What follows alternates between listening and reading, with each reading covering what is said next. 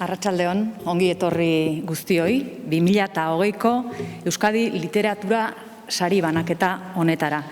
Urtero bezala, Pello Ramirezek eman dio hasiera ekitaldiari, mila esker, Pello. Kultura eta hizkuntza politika sailburua, arratsaldeon gainontzeko ordezkari politikoi ere, eta ongi etorri beroa, nola ez, sarituei, zuekin etorri diren lagun eta senitartekoei. Eta gaurkoan, ekitaldi honetara etortzeko gogoa, beta modua izan duzuen guztioi. Azken hilabeteak, hilabete bereziak izan dira, zer kontatuko dizuet. Etxe barruan egoteko uneak izan dira, nahi baino gehiago. Eta halakoetan, letrak, literatura, inoiz baino ihesbide izan dira, inoiz baino gehiago ihesbide izan dira. Liburuak lagun urko izan ditugu inoiz baino gehiago. Horregatik gaurkoan idazleei eta oro har letren munduan aritzen zareten gizon emakumeei eskerrak emateko unea da. Euskadi Literatura Sarien banatze ekitaldi hau, dakizuen moduan, ibiltaria izaten da. Aurten berriro ere Bilbora iritsi da Azkuna zentrora. Bienvenidos a este acto de entrega de los premios Euskadi de Literatura, en el que, como todos los años, entregaremos 7 premios que se han fallado en este 2020. 7 galardones correspondientes a otras tantas categorías. Son los premios al ensayo en euskera y en castellano, premio a la ilustración, a la traducción literaria al euskera, literatura infantil y juvenil en euskera y, por último, los premios Euskadi de Literatura, tanto en castellano como en euskera. Este año quisiera remarcar que entre los y las 7 premiados tenemos 5 mujeres, un hito en la historia de estos premios. Ekitaldia hasteko, kultura eta hizkuntza sailburuari eskatuko nioke, etor dadila ona, zurea da hitza, Bingen Zupiria.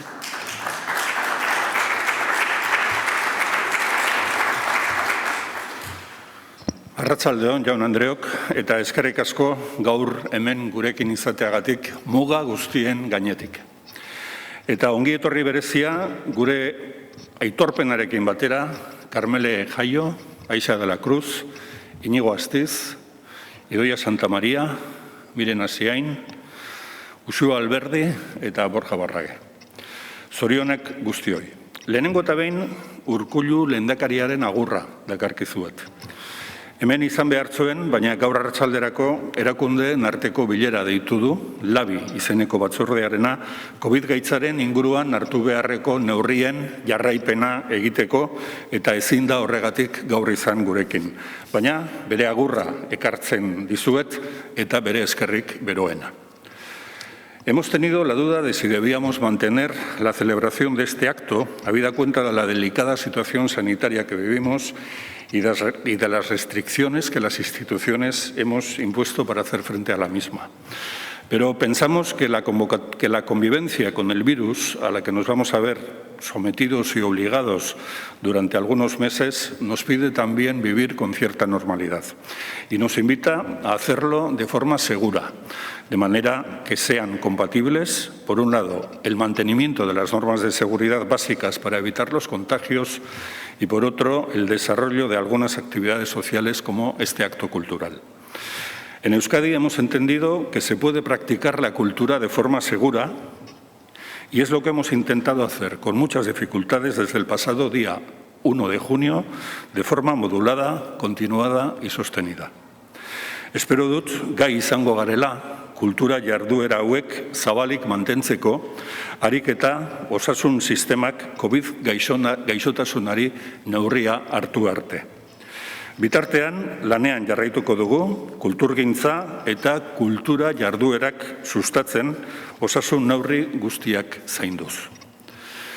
Eta ekitaldi hau mantentzeko bigarren arrazoia izan da, pentsatu dugula, ospakizun hau zuentzat, Euskadi Literatura Sariaren irabazleentzat garrantzitsua dela.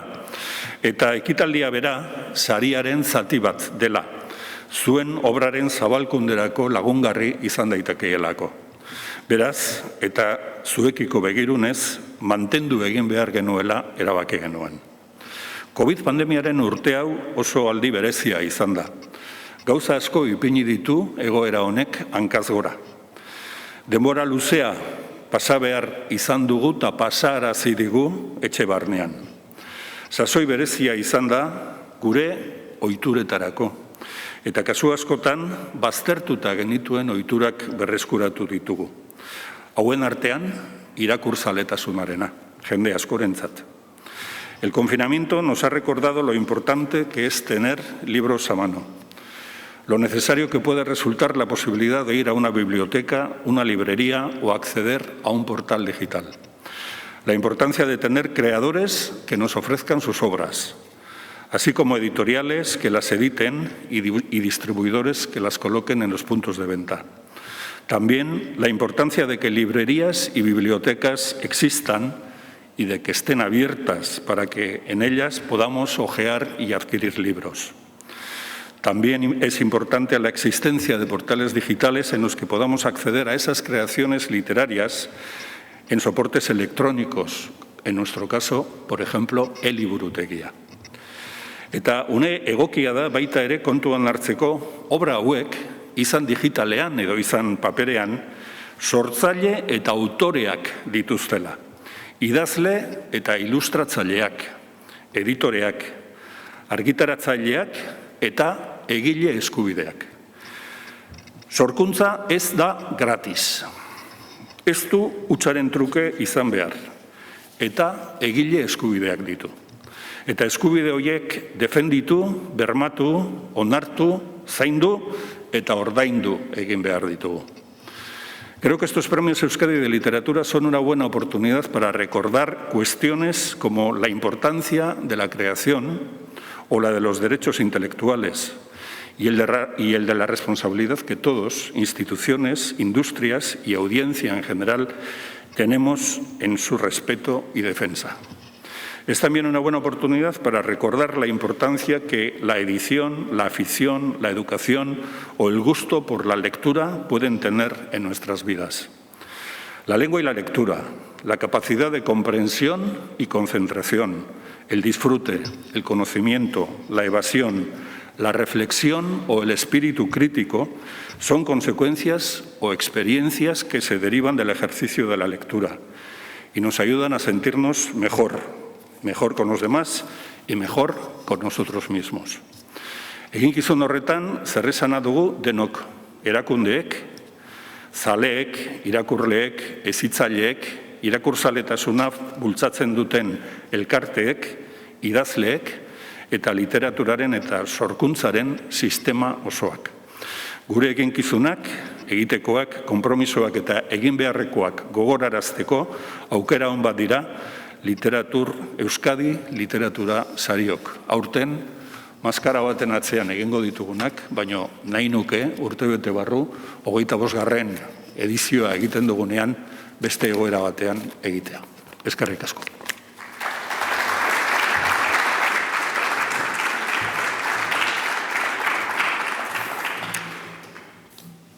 Epaimahai desberdinek aurten ere lana fin eta zorrotz egin behar izan dute. Haiek hartutako erabakien ondotik gaur gure letren historiari 7 izen berri gehituko zaizkio. Azken banaketa ekitaldiotan egin dugun bezala, aurrena banaka-banaka deituko ditugu sarituak, beraien lanak ezagutuko ditugu, haiek zerbait esateko aukera ere izango dute, eta behin denak hemen taula gainetik pasa ondoren, hor ondoan dituzuen Jose Ibarrola Bellidoren liburu nabigagarria horiek emateko momentua izango da, hori da Euskadi Literatur Sarien gara ikurra. Aurrena banatuko dugun saria gaztelaniazko saiakerakoa izango da. Vamos a proceder ya a conocer una a una las 7 obras y las 7 personas premiadas este año, comenzando por el Premio Euskadi al ensayo en castellano. Ante esta obra, el jurado presidido por Daniel Innerarity ha querido resaltar que es un texto sobre una temática actual tratada con audacia. Se plantean clásicos dilemas, se recuerda lo que la socialdemocracia venía a decir en esencia, hay una reivindicación de postulados clásicos y se propone su adecuación a la actualidad. Es una obra asequible al gran público. Destacan el tono utilizado, divulgativo pero riguroso, y una estética adecuada que hace la lectura agradable. Es un libro ameno e instructivo, bien escrito. El texto es directo y claro, y está presente la ironía. Un ensayo como propuesta abierta que plantea interrogantes, hace pensar y puede enganchar a diferentes generaciones. La obra premiada es Larga vida a la socialdemocracia, de la editorial Ariel, de la que a continuación escucharemos un breve fragmento.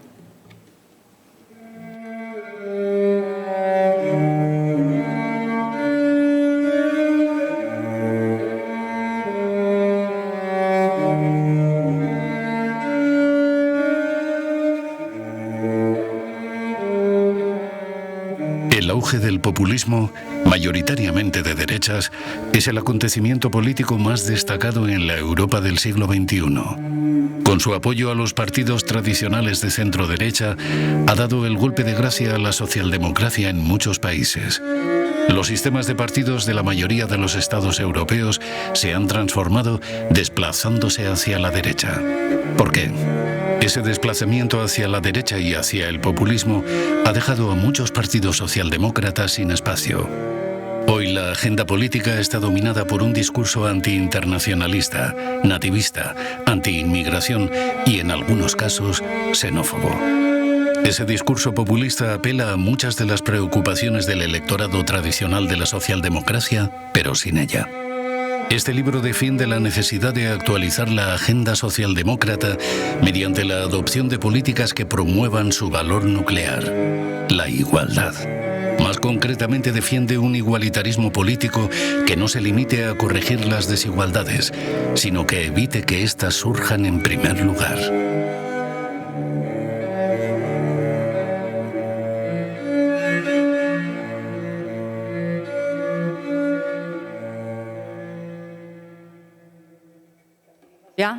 Al Premio Euskadi 2020 de ensayo en castellano, Borja Barrague.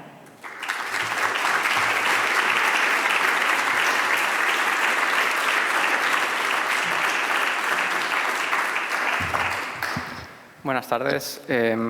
Muchas gracias por haber venido a todos. Las pocas palabras que voy a decir hoy no son tan intensitas como las que acaban de resumir del libro, sino que simplemente voy a tratar de responder a dos preguntas, ¿no?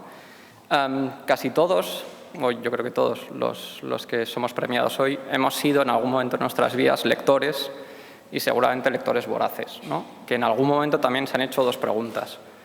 Primera, ¿por qué alguien termina escribiendo un libro? Y segunda, ¿por qué termina escribiendo un libro sobre el tema sobre el que termina escribiendo el libro? Empezando por lo segundo, ¿por qué he decidido escribir un libro sobre la desigualdad y la socialdemocracia? En realidad, en mi caso al menos, esto proviene de dos cosas. La primera, una fascinación, y la segunda, una insatisfacción. La fascinación apela, y se resumía muy bien en un artículo que se ha recogido además en prensa para el gran público recientemente, que decía que en Florencia las mismas 25 familias llevan gobernando los últimos 600 años. No sé si habéis tenido oportunidad de leerlo, pero ha salido en varios medios de comunicación. Claro, para alguien que ha estudiado Derecho y Políticas esto es muy llamativo, porque siempre nos habían dicho que las revoluciones liberales y la revolución industrial habían traído muchas cosas, entre ellas el crecimiento económico, por ejemplo, pero también la movilidad social. Es decir, que cuando se abolen los privilegios, el hijo del agricultor ya no tiene por qué ser necesariamente agricultor. El hijo del banquero no tiene por qué ser necesariamente banquero, el hijo del noble no tiene por qué ser necesariamente noble. La movilidad social implica la posibilidad de ascender en la escala social, pero también de descender. Sin embargo, en algunos sitios, como en las repúblicas pequeñitas del norte, y significativamente Florencia, esto no ocurría. 25 familias llevan gobernando 6 siglos. ¿Y cómo puede ser esto, no? Y aquí viene la insatisfacción.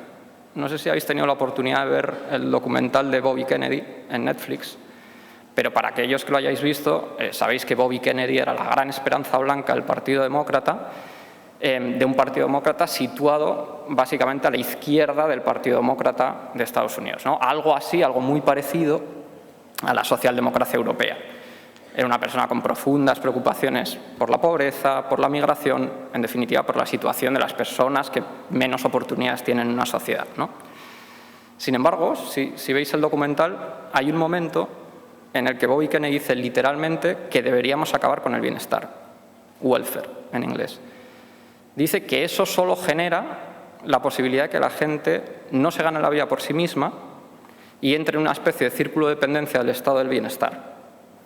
Eso, termina diciendo, es poco digno, es poco respetuoso consigo mismos y lo que hay que hacer, lo suyo, es dar trabajo a la gente. La posibilidad de que se gane la vida de forma honrada, dicho con otras palabras. Claro, el crecimiento económico de después de la Segunda Guerra Mundial trajo tanto bienestar que a algunas generaciones les terminó convenciendo una idea, un poco rara para la izquierda, de que la gente a la que le ha ido mal en la vida, oye, pues algo habrá hecho, ¿no? Porque estas sociedades garantizan a tal nivel la movilidad social y han generado tanto bienestar que si no has sido capaz de aprovecharte de estas oportunidades, algo habrás hecho tú. Claro, la izquierda nunca había sido eso. La izquierda se había construido como una ideología que pone en el centro las preocupaciones sobre aquellos a los que le ha ido peor en la vida. Y la explicación había sido, tradicionalmente, que hay causas estructurales por las cuales a la gente le puede ir mal en la vida. Hay muchas formas de explicar el clivaje, ¿no? en ciencia política, la fractura entre izquierda y derecha. A mí la que más me gusta es una explicación que viene a decir que las personas que somos de izquierdas lo somos porque pensamos que en la relación entre mérito y suerte, ¿no? La gente a la que nos ha ido bien en la vida, sobre todo hemos tenido suerte. Hemos tenido la suerte de tener la familia adecuada, de tener los amigos adecuados, de enculturizarnos en un nivel de bienestar alto.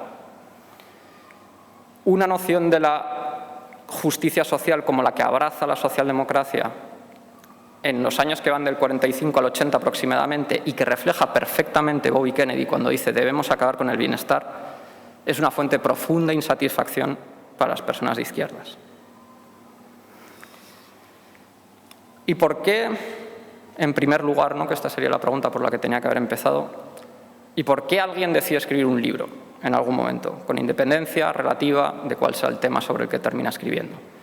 Bueno, hoy se ha discutido en el Congreso la ley CELA, que como mínimo tiene un punto a su favor, que es frenar o poner alguna restricción al menos a la pésima idea que está muy extendida en España de la repetición de curso, ¿vale? Yo comencé el colegio en los años 80, que estaban aún plagados de ideas pésimas sobre la educación, provenientes yo creo que fundamentalmente del franquismo, donde aún circulaban ideas pésimas sobre los deberes, sobre la obligación que tienen los alumnos de llegar a casa y seguir haciendo deberes.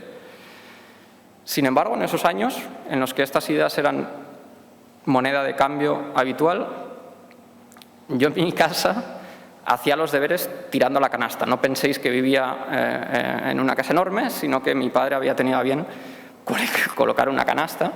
Entonces yo, mientras iba recitando las capitales de Europa, pues iba tirando la canasta, ¿no? Es decir, en unos años donde circulaban todo tipo de ideas pésimas acerca de la educación, en mi casa mi padre sostenía una especie de heterodoxia con respecto a esto, avant la lettre, por la cual la educación no estaba peleada con disfrutar de la educación. Tú antes bien hacías alusión a la importancia de tener libros en casa. En mi casa a mí me enseñaron no solo la importancia de tener libros, sino la importancia de que estar en contacto con los libros no está peleado con pasarlo bien. No solo con que la letra con sangre no entra, sino con que el proceso de enseñanza-aprendizaje puede ser algo divertido, incluso.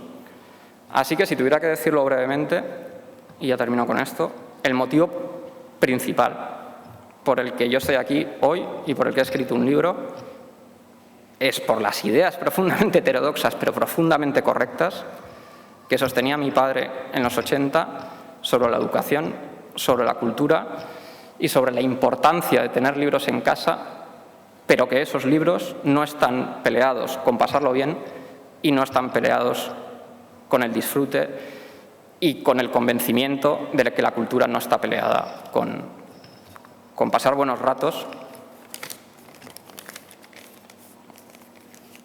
Así que muchas gracias. Ahí está.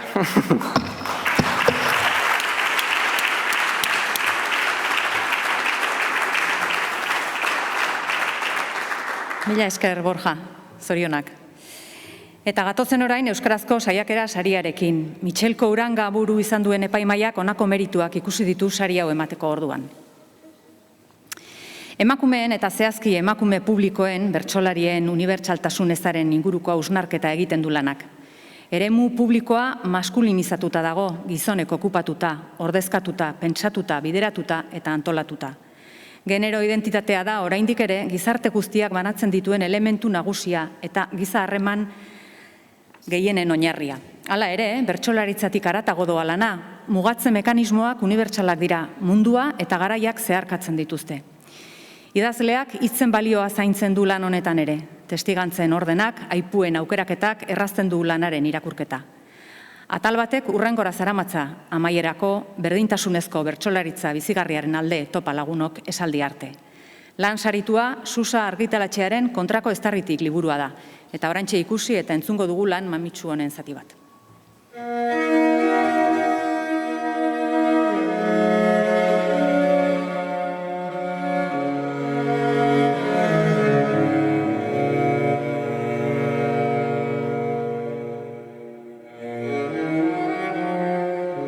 Nola iritsi bertsora emakume gorputzetik? Galdetu zidan Itziar Okarizek duela 5 urte inguru, autogidari desorientatuaren aurpegiarekin. Kosta egin zitzaidan erreakzionatzea. Galderak, Suedian bizi nintzenean amonak egin zidan beste bat oroitarazi zidan. Aizan, hor ere igande alda? Distantziaren neurria sentitzera eraman induten. Joan egin behar da Estokolmeraino. Iritsi egin behar da gero, bertsoraino. Gorputz ez autorizatuak iritsi egin behar dut esturaino. Eta testuak askatu egin behar du gorputza. Kreazio autonomo gisa funtzionatuko badu. Horri buruz ari zen Virginia Woolf, Gela bat norberarena emblematikoan, Shakespeareren purutasunaz mintzo. Haren idazkera askeaz, amorrurik, aldarririk, gorputzik gabeaz. Aldiz, madarikatu egiten zuen emakumea zela ahaztuta idatzi ezina. Luma astindu beharra, gorputzan kaperatua garraio. Distantzia hori, emakumearen eta bertsoaren artekoa, zerez egina dagoen ikertzeko jakin mina, ateioka dabilkit ordutik.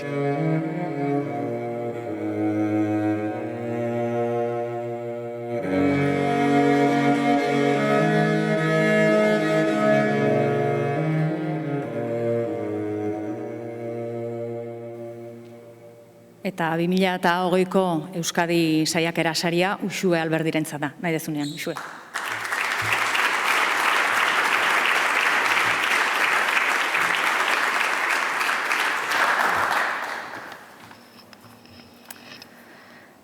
Emakumeok okupatzen ditugun espazio guztiak zedarritzen ditu biolentziak. Etxea, kalea, gaua, geure gorputz propioa.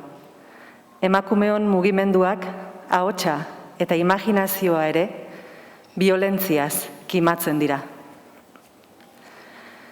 Sasiak, janak, bide lasterrak, azpiratuak eskuinezkerrak, profazadoren ondorengok nasten ditugu bazterrak. Nasten ditugu bazterrak, lurminatuan txoriak egan, belarrietan muskerrak, besten lurretan maizterrak, zuen artean naiz bertsolari eta zuei eskerrak, eta zuei eskerrak. Bertso honekin, amaitzen da kontrako eztarritik. Zuek, kasu honetan, emakume bertsolari feminista guztiak dira. Liburu honetan parte hartu dutenak eta beste hainbat, aspaldi hilak eta oraindik jaiotzeko daudenak. Baina badira beste zuek batzuk ere. Diana Ruiz artista Buenos Airestarraren hitzak. Beti hunkitzen naute emakumeek eginak diren proiektuek. Amaitzen ditudanean sentitzen dut, harrotasunarekin batera, baieztapen triste bat. Gizonak direla espazio publikoa. Emakumeon parte hartzea gizonen desirari egokitzen zaio. Horregatik, emakumeok proiektu bat armatzen dugun aldiro, ari gara urratsak ematen espazio publikora sartzeko gizonen desiratik bereiz eta haien baimenik gabe. Emakume izatea, indarkeriak zedarrituriko espazioan biziden gorputza izatea da. Gehienetan ikusezina zaigu biolentzia, testuinguru sozialari baitagokio. Eta guk espazio hori hartzean borroka egiten dugu, sufritu egiten dugu. Baina era berean maitatzen dugu, plazer hartzen dugu eta mugitzen gara muga horien barruan. Kontrako eztarritik liburuak muga horien barruan mugitzeaz, sufritzeaz, borrokatzeaz, maitatzeaz eta sortzeaz pentsatzen du. Gure emakume gorputz individuala eta kolektiboa ertsatzen duten, mugimendu margina mugatzen diguten mekanismoak identifikatzea, izendatzea eta azaltzea izan da erronka. Ikusgarri bilakatzeko ahotsa menosten diguna. Mugimendua lotzen diguna mintzo publikoa erabili nahi dugun bakoitzean. Espazio publikoa okupatu nahi dugun aldiro. Hitzak pentsamentua behar du, eta pentsamentuak hitza. Horregatik, zuek badira pentsalari eta idazle feminista guztiak ere. Eta zuek dira ezinbesteko bi bilduma, liburu hau eta beste asko pentsatzeko hitzak ematen ari zaizkigunak. Eskafandra eta Lisipe bildumei esker, feminismoa euskaraz pentsa dezakegu gaur egun, eta euskaraz albaindu pentsamendu feminista. Hala ere, berdintasunaren aldeko borroka inon egon bada, kalean egon da. Emakume taldeetan eta akademiatik kanpoko igurtzian, babes, akzio eta pentsamendu sareetan. Horregatik, zuek, batez ere, gure aurreko emakume feminista guztiak dira. Gu mugi gaitezen mugitu zirenak. Plazara atera zirenak. Euren iritzia eman zutenak. espazio publikoan kirola egiten hasi zirenak, tradizio baztertzaileak zapartatu zituztenak, galtzak jantzi zituztenak, abortu eskubidearen alde borrokatu zirenak, poteatzen hasi zirenak, haserretu zirenak, plazerari bideak ireki zizkiotenak. Eta zuek dira, euren belztasunarekin gure zurikeria interpelatzen ari diren emakume migrante eta arrazializatu guztiak. Gu, libertateaz pentsatzen ari garen bitartean, geure etxeak eta geure zarrak zaintzen dituztenak, bizitzari eusten diotenak. Eta amaitzeko datu bat. Saiakera alorreko Euskadi Literatur Saria banatzen hasi zenetik, euskarazko eta gaztelaniazko modalitateak kontuan hartuta, orotara 2 emakumek jaso dugu sari hau. Gainerako 18 gizonak dira. Nik baino lehen sari hau jaso zuen beste emakumea Arantxa Urreta Bizkaia da, bidean ikasia lanarekin, zeinak biolentzia matxista duen oinarri-oinarrian. Gizonezkoen saiakerek askotariko gaiak jorratzen dituzte. Demokrazia, literatura, kritika, hizkuntza, politika, guztiak izkilarri idatziak. Amaitu nahi nuen esanez, jasaten dugun indarkeriak berak behartzen gaituela desberdinkeriaz pentsatzera. Kontrako eztarritik liburuarekin batera, nik dakidala, gutxienez beste 4 saiakera feminista zeuden izendatuta sari hau irabazteko. Eider Rodriguezen idazleen gorputzak, Katialin Minerren Moio, Samara Belteren Nik sinisten dizut, eta Lore Agirre eta Idurre Eskizabelen Trikua esnatu da. Badirudi, gai garela, saiakera feminista zorrotzak idazteko, baina ahobiko labana da hori. Geure txokoaz pentsatzeko autoritatea baino ez daukagu. Jasaten dugun biolentzia pentsatu beharrak ez digu mundua pentsatzen uzten. Akaso, gizonak jarriko balira, genero desberdinkeriaz pentsatzera eta ura eraistera, emakumeok idatzia ahal izango genuke mundua. Eskerrik asko.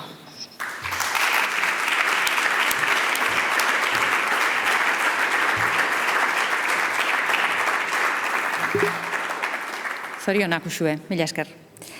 Sari banaketarekin jarraituz, orain ilustrazio saria zeini eta zergatik eman zaion azalduko dizuegu epaimaiaren hitzetan. Vamos ya con el premio correspondiente a la ilustración de obra literaria. Sobre este premio, el jurado presidido por Higinia Garay ha valorado lo siguiente. Autorearen ilustrazioaren estiloa oso pertsonala da. Liburuan, originaltasunak, koherentziak, girotze magikoak eta ehundurek atmosfera berezi bat sortzen laguntzen dute. Aurrei zuzendutako, baina publiko orokorrari irekitako lan honetan, fikziozko bidaia baten bidez, ari narratiboa egoki ehuntzen du. Bere sorkuntzek, natur zientzien eremuari lotutako kultura bisuala gogorarazteaz gain, estetika poetiko nabarmena erakusten dute, ezagutza liburu hau hurbilago eta gogorarazleago bihurtuz. Argitalpen honetako soluzio grafikoek ilustrazioak ikusizko hizkuntza gisa duen gaitasunari balioa ematen diote. Izan ere, eduki zientifikoak zabaltzen laguntzeaz gain, eduki horien ikuspegi eta interpretazio poetikoa eman dezake kasu honetan bezala. La obra premiada es 1 millón de ostras en lo alto de la montaña, de la editorial Flamboyant, obra de la que veremos a continuación una serie de imágenes acompañadas por la música de Pello Ramírez.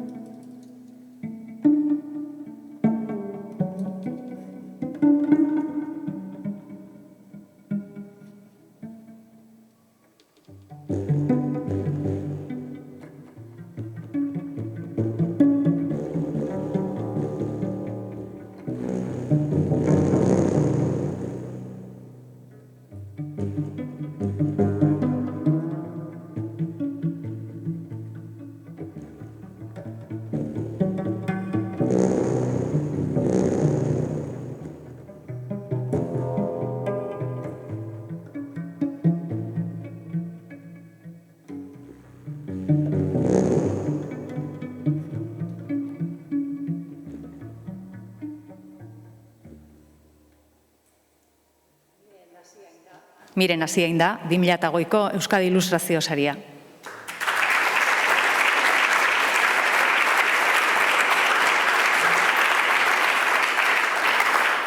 Arratsaldeon. Ailegatu da sariaren berri eman ostean, beldur gehien ematen zidan momentua. Hitzarekin trebenetarikoak diren Euskal Herriko pertsonen aurrean hitz egitearena. Gustatuko litzaidake, eskerrak, era berezi edo original eder batean ematea, baina nire lenguaia beste bat da, irudiena. Beraz, eskerrak era xumean ematen saiatuko naiz. Eskerrik asko idazleei, zuei, zuen lanarekin, artearekin, gure bizitza atseginagoa, eramankorragoa egiteagatik beste gauza askoren artean. Eskerrik asko epaimahaiari nire lana saritzeagatik. Jakin badakigu sari merezidun asko daudela. Sariek askotan injustizia edo justizia falta puntu bat badutela. Baina tira, aurten nire txanda izan da eta pozez gainezka jasotzen dut errekonozimendu hau. Batetik, beti saiatzen naizelako nire lana zintzotasunez egiten, bihotzatik edo barrenetik. Eta hori isladatzea lortu dudala uste dut, zuei, irakur ikusleei, nik sortutakoak ailegatzen bazaizkizue. Eta bestetik, askotan sartu ditudan aparteko 1000 ordu hoiek orain aintzat hartuak izaten ari direlako. Izan ere, oraindikan, ilustratzailearen lana askotan ez da behar bezala baloratzen. Lan hau, 1 millón de ostras en lo alto de la montaña, Alex Noguesek idatzia, erronka izan zen niretzat, eta hasiera batean ezetz esan nion proiektuari. Eskerrak, eskaria berriro egin zidatela, eta proiektuan murgildu nintzela azkenean. Proiektu honek poz handia ematen ari baitit azken aldian. Eta bukatzeko, nola ez, nire familia, Mati eta lagunei eskertu nahi diet, barkatu. Nire sortze prozesuetako gorabehera guztietan eta momentu txarrenetan gainerakoak sostengatzeagatik. Eskerrik asko bihotzez.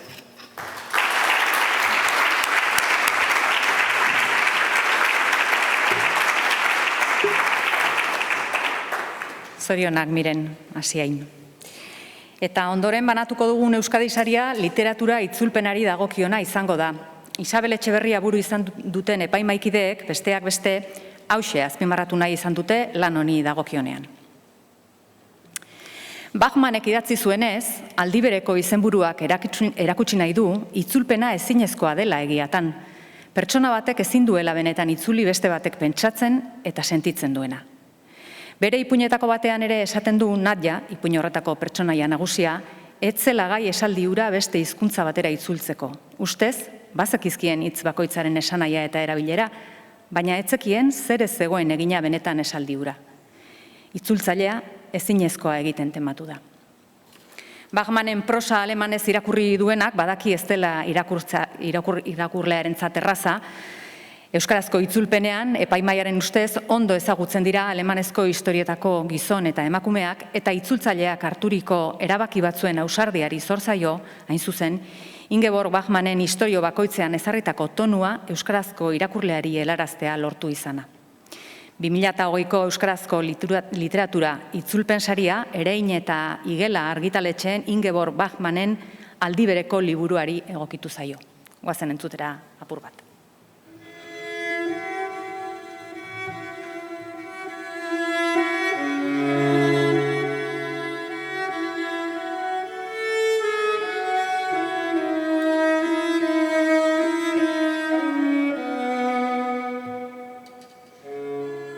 Elisabetek ezin zuen eta ez zuen nahi utzi, itxaropenerako zirrikiturik. Zerenia 30 urtean, ez bazuen sekula aurkitu gizon bat bakarra ere ez. Beretzat benetan garrantzitsu, ezinbesteko zitzaiona bizitzan, norbait sendoa eta beti ekarriko ziona irrikaz desiratu zuen misterioa. Benazko gizon bat eta ez xelebre bitxiren bat, pertsonaia galdu edo erkin bat, edo laguntza beharrean dagoen ume zurtzoietakoren bat. Horrelako ez beteta baitako mundua. Orain arte alakorik aurkitu ezpazuen, horrek esan nahi zuen ez zegoela alako gizonik. eta gizon berri hori existitzen etzen bitartean, aukera bakarra zuten gizon emakumeek. Elkarrekin adeitsu eta zintzo jokatzea. Besterik ez, tarte batez behintzat. Ezin zen espero ezerro berik. Eta beraz, hobe zuten gizon emakumeek distantzia gordetzea, albait gutxien nahastea, harreman guztietako nahaste borraste, gora bera eta gaizki ulertuetatik ateratzeko bidea aurkitu arte biek ere.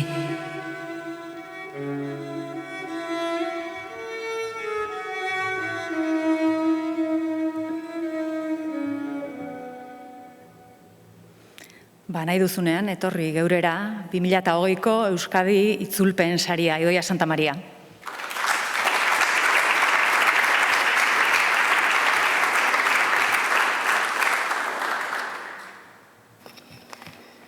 Joetze juzetik ikusten dira. Lehenengo egiteko aurrelakoetan ikusten eskerrak ematea dela, eta lehendabizi epaimaiari eman izkiot eskerrak 2019an argitaratu ziren lanen artean nire itzulpena saritzeatik.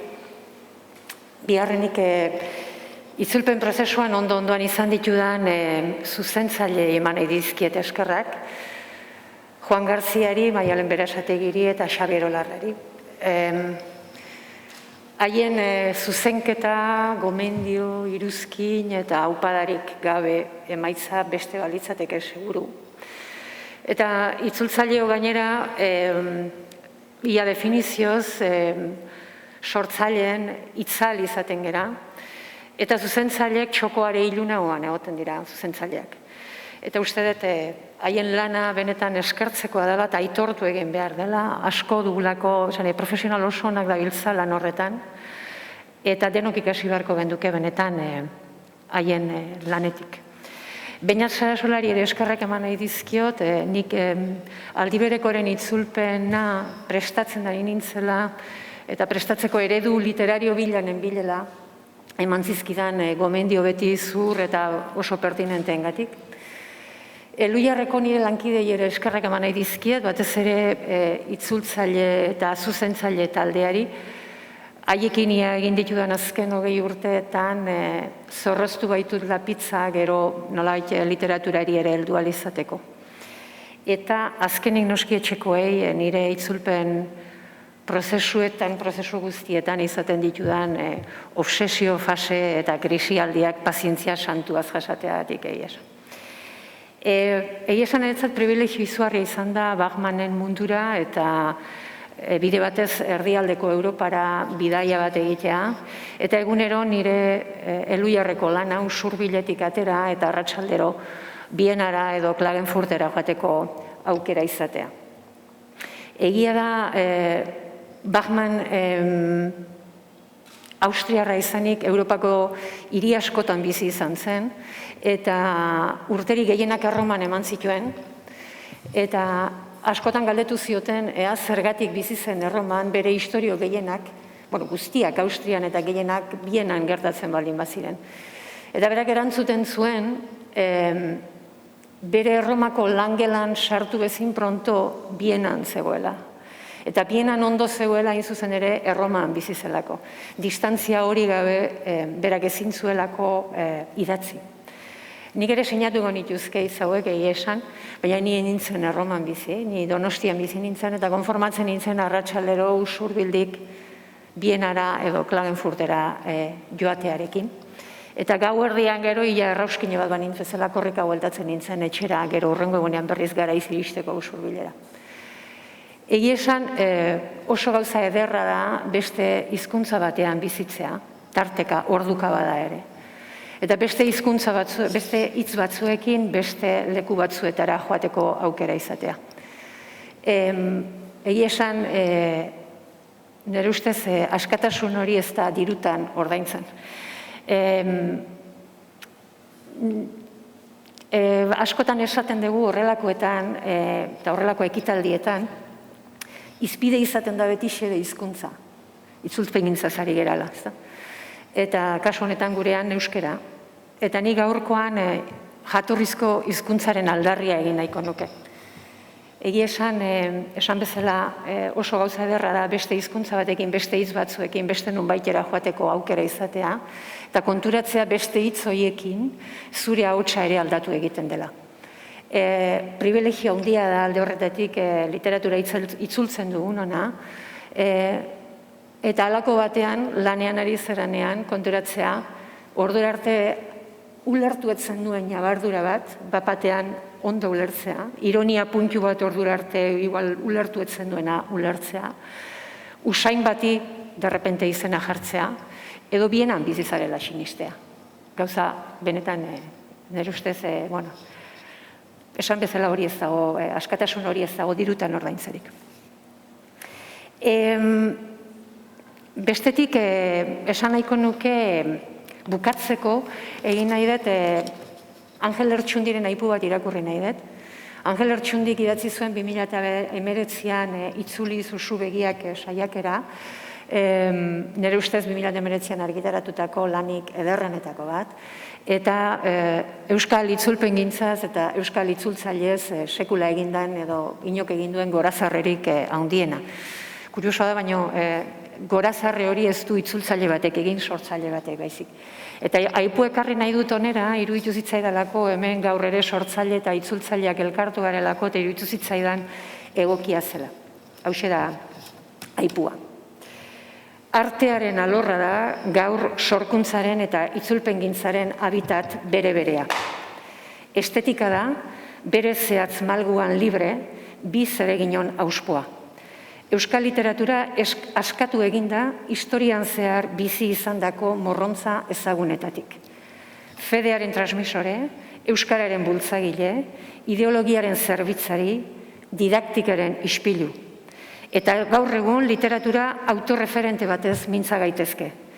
Horren aldeko apostua egin zuenean, Arestirekin zorretan gaude horretan ere, literaturak ordu arte ez bezalako autonomia hartu zuen. Eta horrek mesede handia ekarri zion literaturari noski, baina baita euskarari berari ere.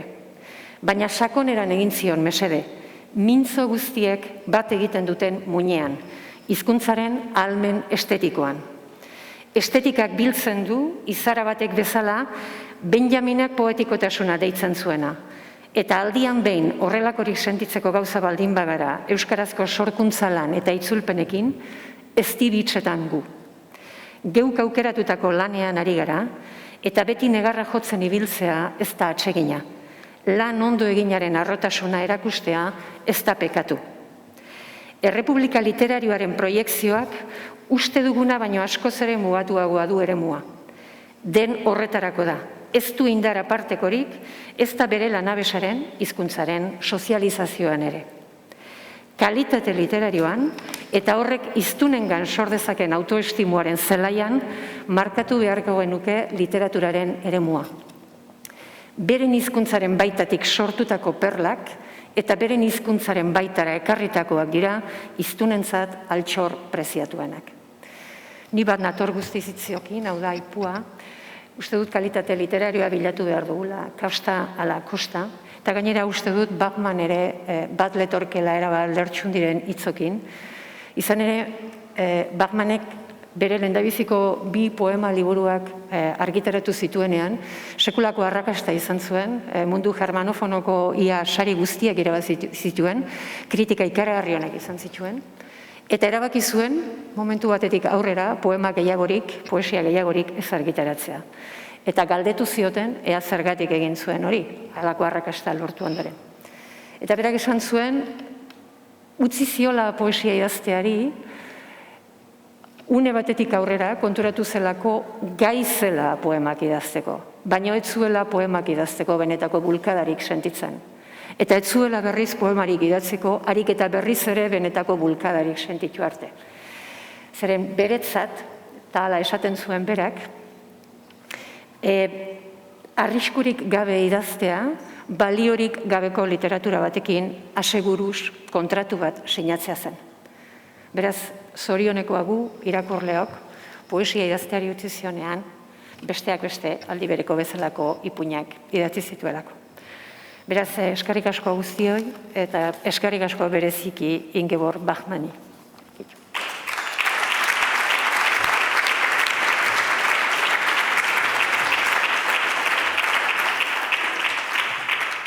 Eta eskerrik asko zuri, Idoia, lan ausarta egiteagatik. Vamos a proceder ahora a entregar el premio correspondiente a literatura infantil y juvenil en euskera. Euskarazko haur eta gazte literatura saria erabakitzerako orduan, Patxi Zubizarreta buru izan duten epaimaikidek hainbat meritu goraipatu nahi izan dizkiote saritutako lanari. Ona haur literatura peto-petoa eskaintzen digun liburu bat izenburu beretik hasita. Izenburu beretik jolaserako proposamena egiten digun liburua.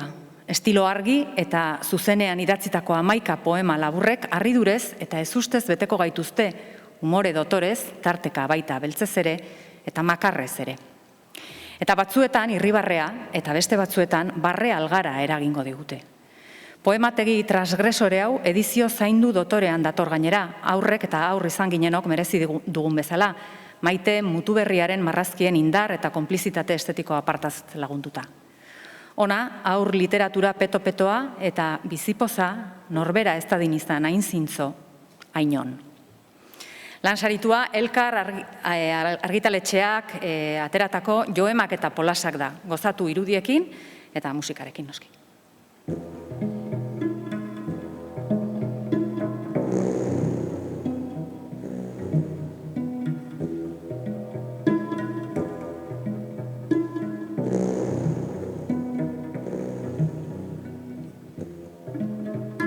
Nik txakur bat nahi nuen, baina dragoi bat ekarri didate.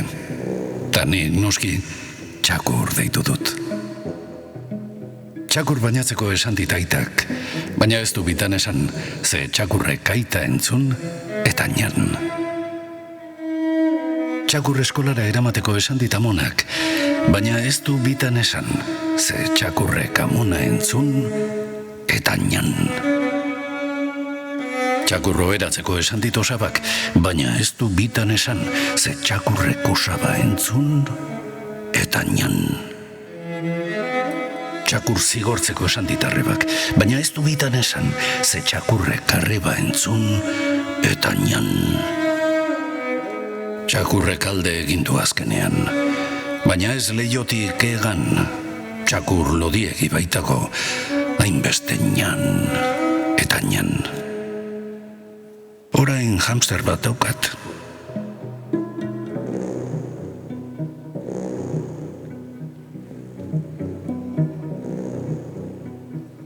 Eta bada ezpada ez dugu txakur deituko. Datorrela taula gainera 2020ko Euskara haur eta gazte literaturako saritua Iñigo Astiz.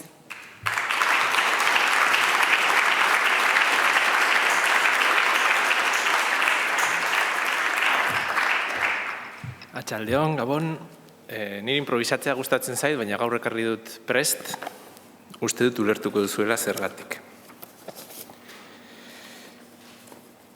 Joemak eta polasak liburu hau, orain saritu duzuen hau, da liburu bat jolasetik sortu dena eta jolasera doana. Eta beraz, saiatuko naiz sari banaketa honetan ere protokolozkoa izango den jolas bat egiten. Beraz, hau da nire eskermezua. A, E, I, O, U.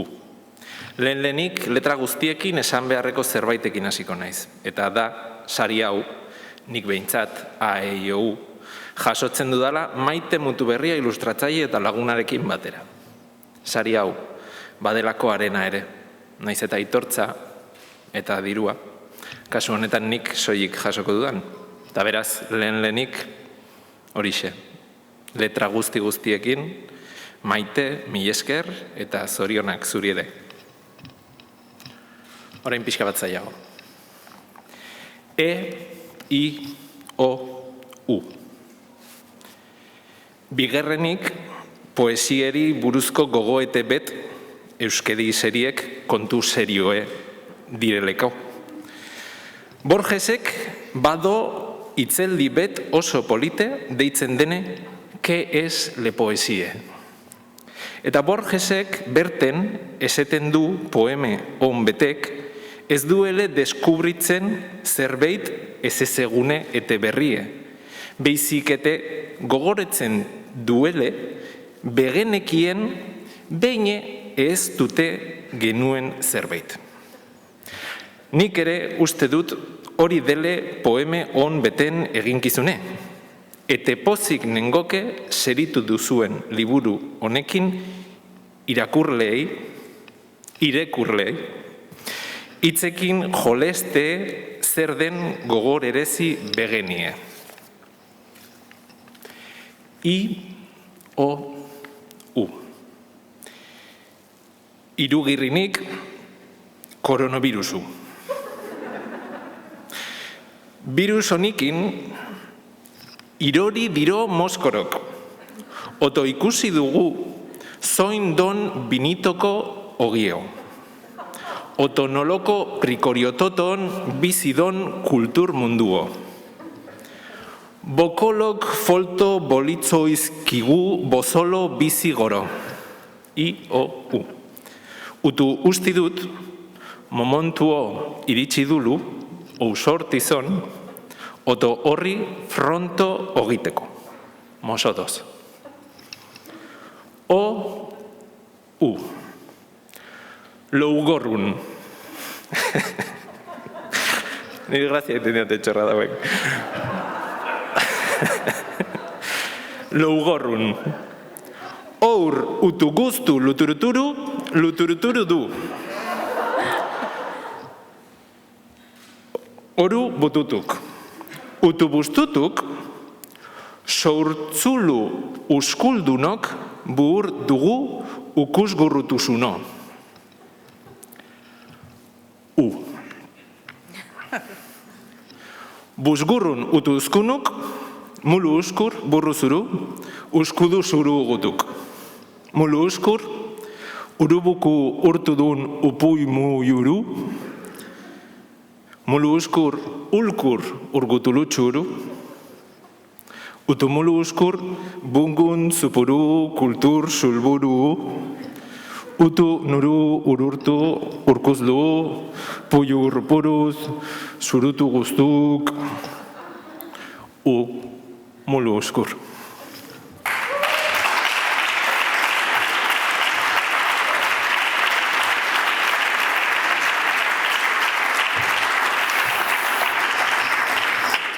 Aurreta gazte literatura saria ez ezik, txisteena ere, hurrengo urterako pentsatu. 7 zenbakia berezia da, badakizue, ez bakarrik gure artean, baita beste kultura batzuetan eta historian zehar hainbat unetan. 7 arte ederrak, asteko 7 egunak, pentagramako 7 notak, Egiptoarrek ere 7 izurrite jasan behar izan zituzten, guk batekin nahikoa eta sobra dugu. Ostadarrak ere 7 kolore ditu, eta 7 dira Euskadi literatura sariak. Eta azken biak zeintzuk diren jakitea baino ez zaigu gelditzen. Vamos a entregar a continuación el Premio Euskadi de Literatura en Castellano. Sobre esta obra, el jurado, presidido por Ramón Eder, premiado el año anterior, ha querido resaltar especialmente lo siguiente. Esta es una obra rompedora en su temática e innovadora en su discurso. Propone una exposición del yo y al mismo tiempo un cuestionamiento de ese mismo yo, que abre la posibilidad de manejar distintas maneras de ver la realidad. Propone una hibridación literaria, una mezcla de géneros como narración, ensayo y pequeña crónica. Efervescencia, velocidad, intensidad narrativa y frescura son características de la escritura del texto de la autora. Son los rasgos más destacados de una historia con mucho ritmo y una escritura en la que se aprecia una apuesta creativa innovadora y un gran dominio de la técnica. La obra galardonada con el Premio Euskadi de Literatura en Castellano es Cambiar de idea, de la editorial Caballo de Troya, obra de la que vamos a escuchar a continuación un pequeño fragmento.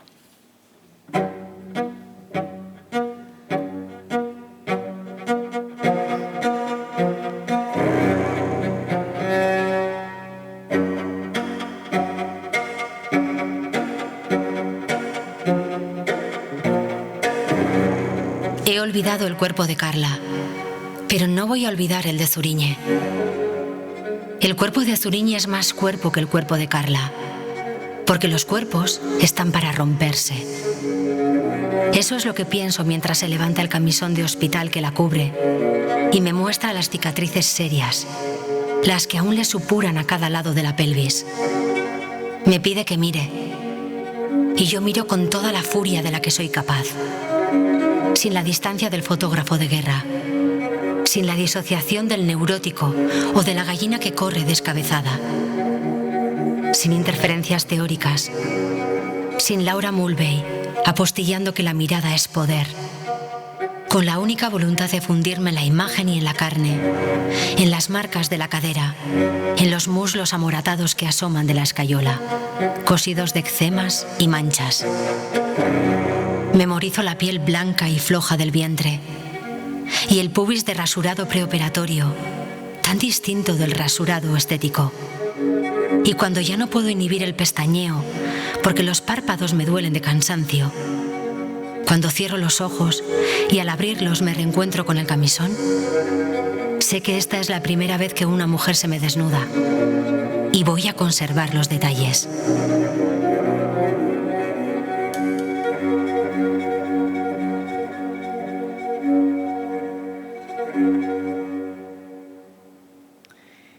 Y recibimos ya a la autora de Cambiar de idea, Aixa de la Cruz.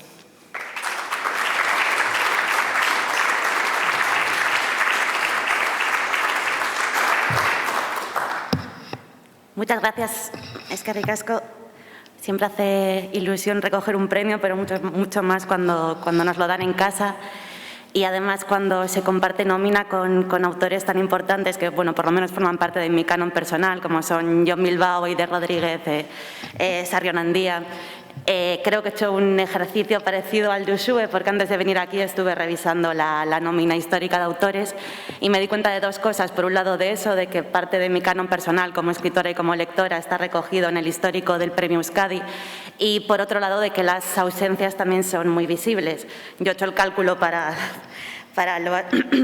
el Premio Euskadi de castellano y de euskera, y entre 1989 y 2019 solo 3 mujeres habían ganado el premio en euskera y 5 en castellano. Así que, como decía, bueno, es tan emocionante por las presencias como por las ausencias que espero que a partir de este año empiecen a resolverse. Siempre que me preguntan fuera de Euskadi por el estado de salud de la literatura vasca, digo que es muy bueno, pero me resulta imposible no mencionar a Katisa Aguirre, a Lucía Bascaren, a Chane Rodríguez, Espiedo Freire, Daniel Esagorza Rugarte o muchísimas otras que, bueno, todavía no están en la lista de premiadas, pero espero que lo estén muy prontito porque me encantaría compartir este premio con ellas. Dicho esto, en relación a este libro, una de las cosas que más he dicho estas últimas semanas es que es muy extraño festejar un libro que nace de una experiencia, de un proceso traumático colectivo.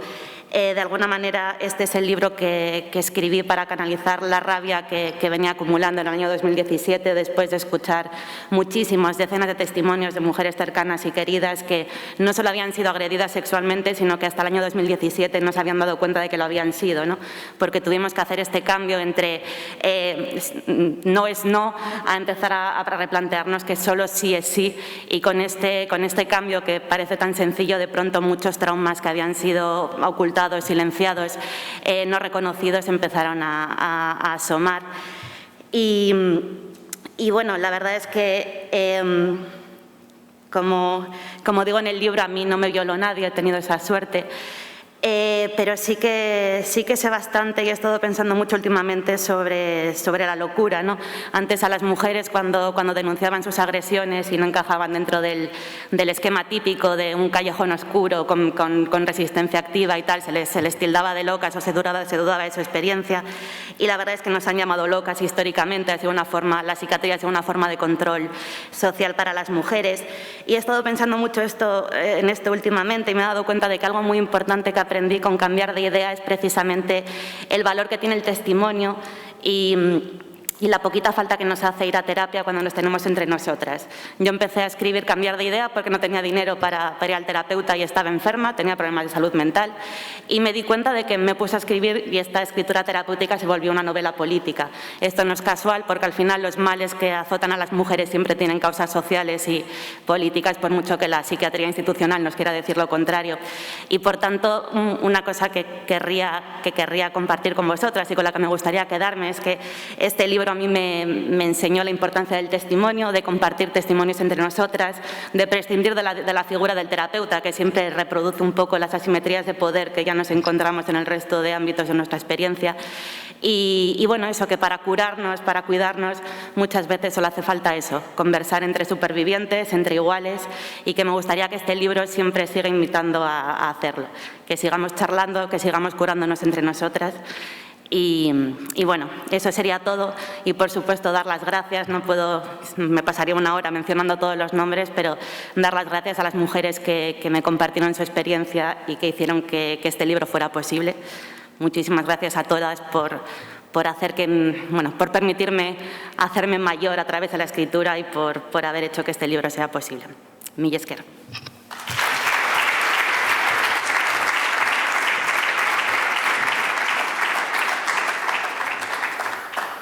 Eskerrik asko, Aixa, zure testigantzagatik ere. Eta gatozen jada aurtengo euskarazko literatura saria ezagutzera. Pako Aristiburu izan duen epaimahaiak honako hauek aipatu nahi izan ditu bereziki ebazpenean. Epaimahaiak hasieratik azpimarratu nahi du aurtengo euskal literatura uztaren garrantzia, irakurketa eta hausnarketa literario interesgarrien eragile izan baita. Eta aurtengo irabazleari dagokionean, epaimahaiak eleberri psikologiko honen ausardia formala azpimarratu du, eta gizakion emozio eta kontraesanak adierazteko idazleak erakutsi duen trebezia. Hetero patriarkatuaren salaketa datekeen eleberri honek, familia, gizarte, naiz bikote harremanek erakusten dituzten desberdintasun, kontraesan eta minak azaleratzen ditu lengoaia poetiko erakargarrian. Nola idatzi zerbaitez zerbait hori ez baduzu bizi? Nola idatzi genero desoreka eta bidegabekeriez erraietatik ez baduzu idazten? Nor kontatuko du? Nor kontatu behar du? Galdera horiei emandako erantzuna da lansaritua. Euskarazko literatura saria Elkar argitaletxearen Aitaren etxea liburuarentzat da eta oraintxe entzungo dugu pasarte bat.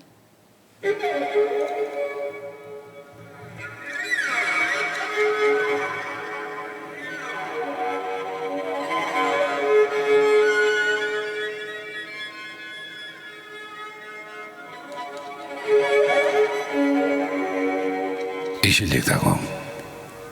Isilek igarotzen du eguna. Aitaren isiltasuna. Mendian, usoen pasean mantentzen zuen bera. Isiltasun hori zigor bat da zuretzat.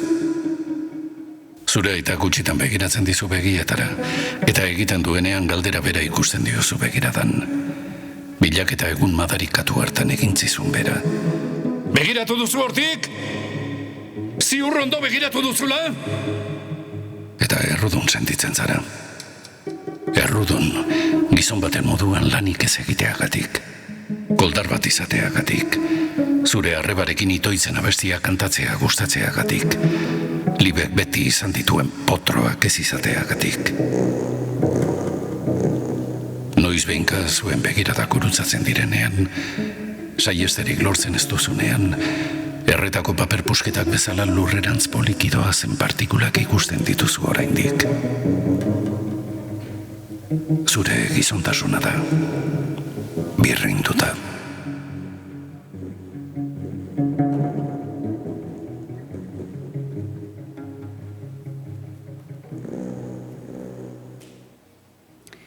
Eta zatoz geurera 2008ko euskarazko literatura sariduna. Karmele Jaio.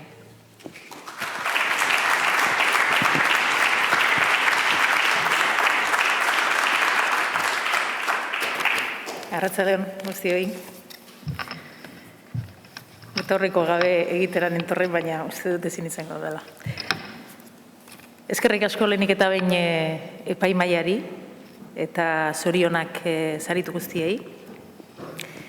Garai berezian egokitu zaigu dudarik gabe sari hau jasotzea, gure hauskortasuna eta gure zaurgarritasuna oso agerian geratu den garai batean.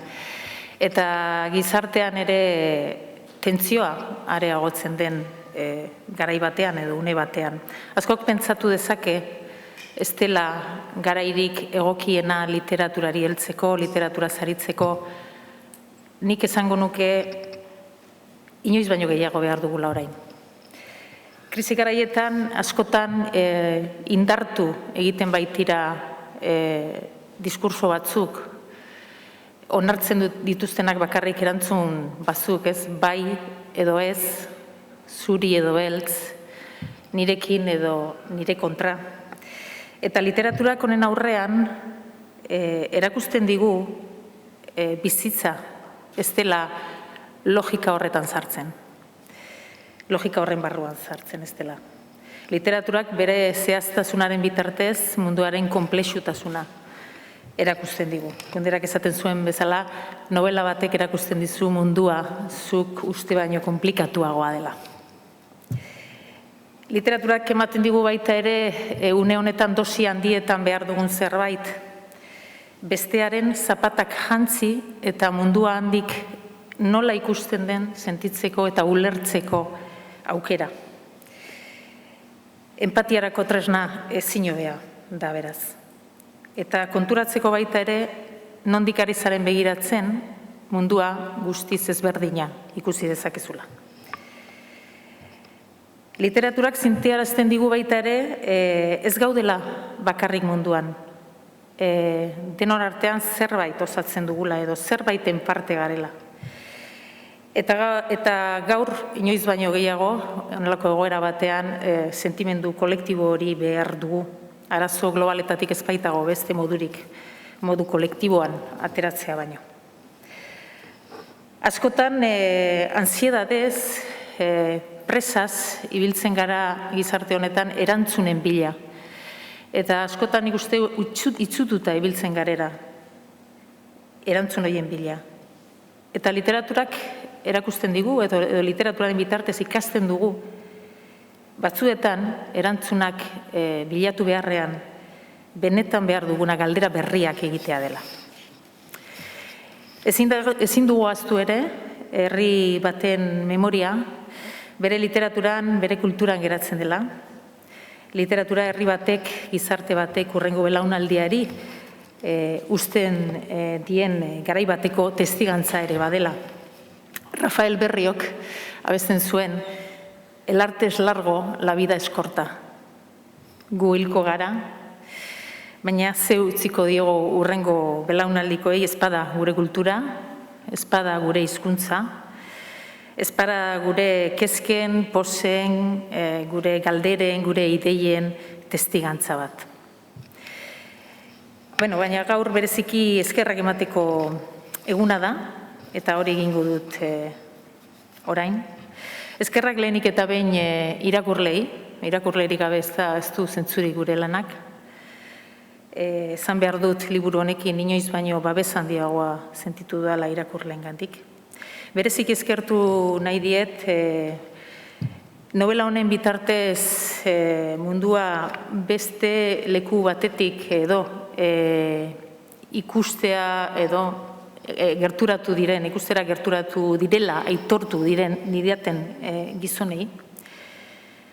Eskerrak eman nahi diot Elkar Argitaletxeari, lehen liburutik babesa eman didalako, Elkar Argitaletxeko familia guztiari, eta Elkar Argitaletxea aipatu eskero ezin aipatu gabe utzi Joan Mari Torrealdai eman digun guztiagatik.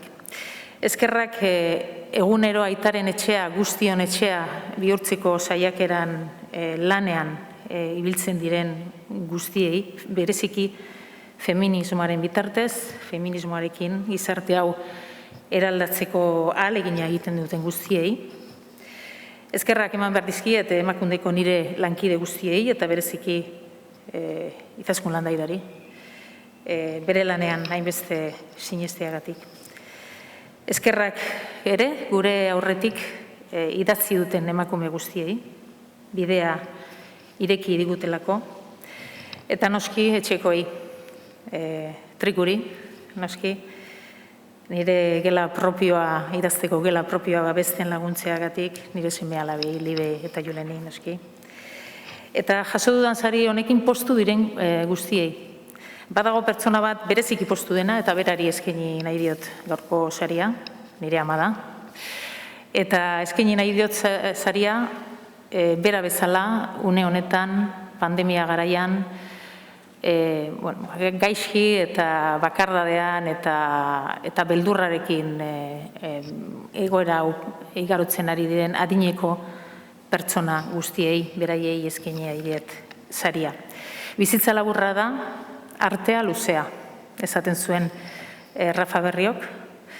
Zaindu dezagun beraz, zaindu ditzagun gure bizitzak, zaindu ditzagun gure ingurukoen bizitzak, zaindu dezagun gure artea, gure kultura, gure hizkuntza, gure literatura. Eta Ruperrek ere dion bezala, zaindu dezagun maite dugun hori. Eskerrik asko.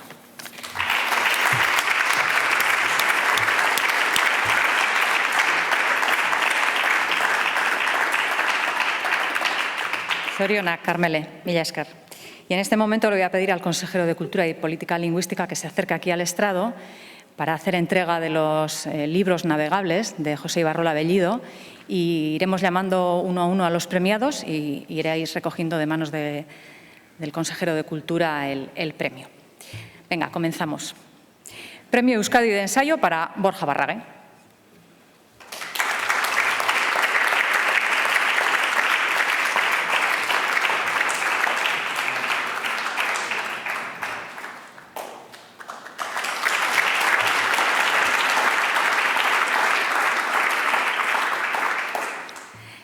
Euskadi Literatura Saria saiakera euskaraz, Uxue Alberdi.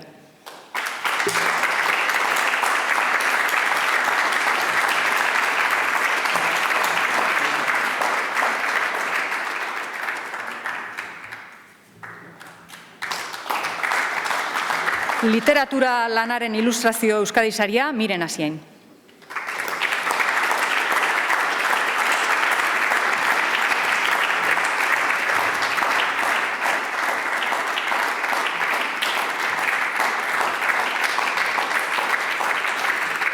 Euskarazko literatura itzulpen sariduna, Idoia Santamaria.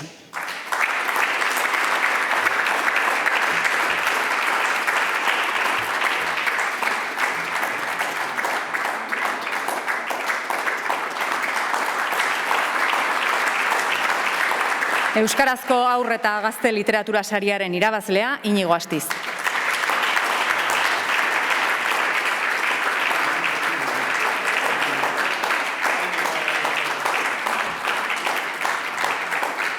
Premio Euskadi de Literatura en Castellano para Aixa de la Cruz.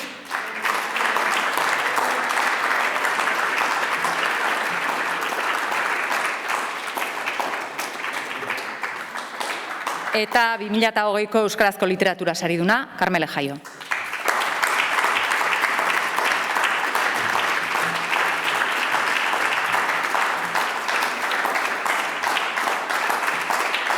Eta orain, mesedez, saritu guztioi eta sailburuari eskatuko dizuet lehen hasieran esan zaizuen moduan jar zaitezten familia argazkia ateratzeko.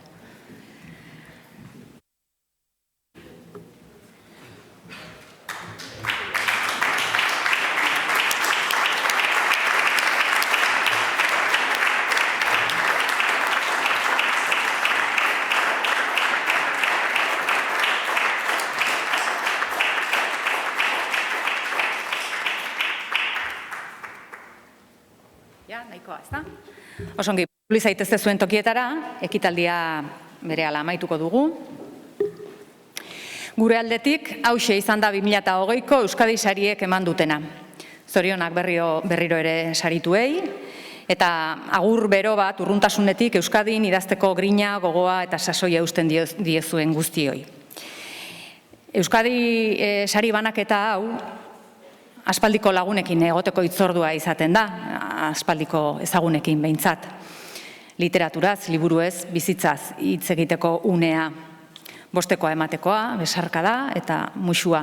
Aurten ez da posible izan, baina ziur gaude, hala espero dugu, 2021 hala izatea. Mila esker guztioi eta arratsaldeon.